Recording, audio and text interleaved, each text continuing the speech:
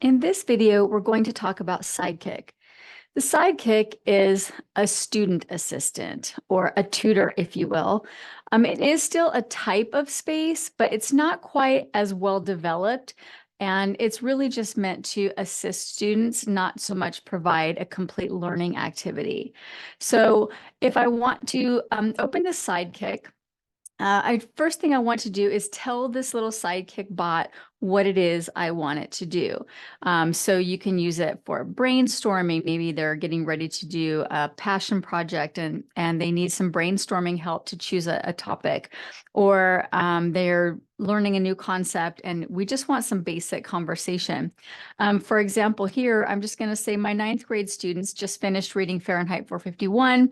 Help them identify what they believe to be the theme of the novel and come up with at least 3 specific examples from the book to support their opinion.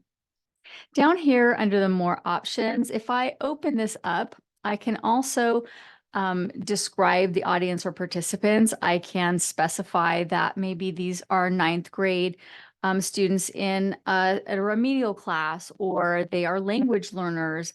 And I want to tell the bot to have the conversation and maybe a simpler vocabulary level, a certain grade level, or a certain lexile level. I can specify how I would like the Sidekick to interact with them. I can give the tone. Sometimes it's serious, sometimes it's friendly and supportive and helpful.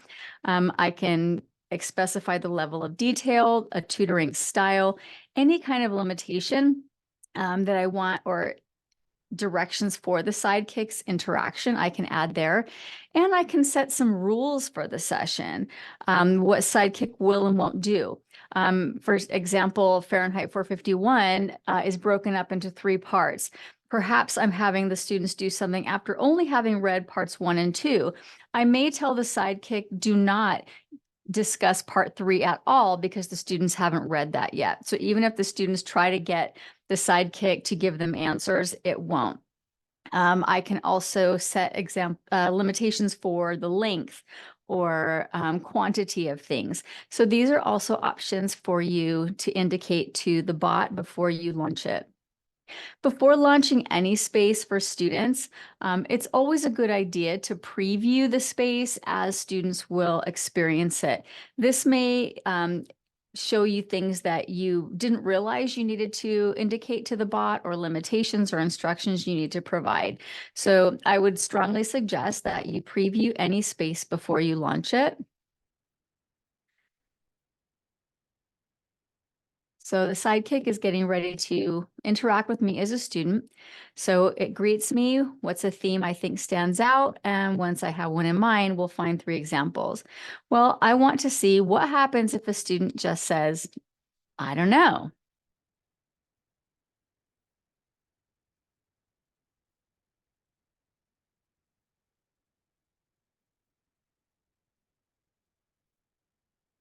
Sidekick's thinking about that. Okay, so what it did is it presented me with the theme of censorship. Now, if I'm okay with that as a teacher, I might be thinking, okay, this is ready to go. But maybe I don't want that. So this is another reason we preview. I might want to come over here and say, don't provide themes to the students. Make them provide the themes to you. Now, I might go down now and put into the rules or how I want it to interact.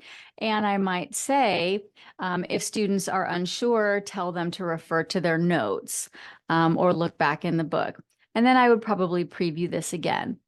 When I think that the space is ready, I might save it first to my favorites if I teach this often, or I want to actually launch more than one version of this Sidekick because I want each one of my class periods to have a different one, so all my kids are not in the same session. So if you want to hang on to it, you can click favorites, and of course you can share it with another teacher here. So if I think I'm ready, I like this little Sidekick tutor, I'm ready for my students to interact with it, I'm going to click launch. The session has now begun. I can either add it straight to my Google Classroom, Or I can use the space code. They do not have to scan the QR code. I would just copy this URL and I would push that out through Google Classroom. Students can go to schoolai.com/join, but that's really unnecessary with Google Classroom. You can just copy the URL and push it out, or link it directly to your Google Classroom. Once students click on that link, it will take them directly into your space, and you will start to see this dashboard page populate with your students. You will be able to see their interactions with the bot, and then you can see anything that it flags where students are having trouble, or unfortunately, if they're being inappropriate, you will also be able to catch that here too.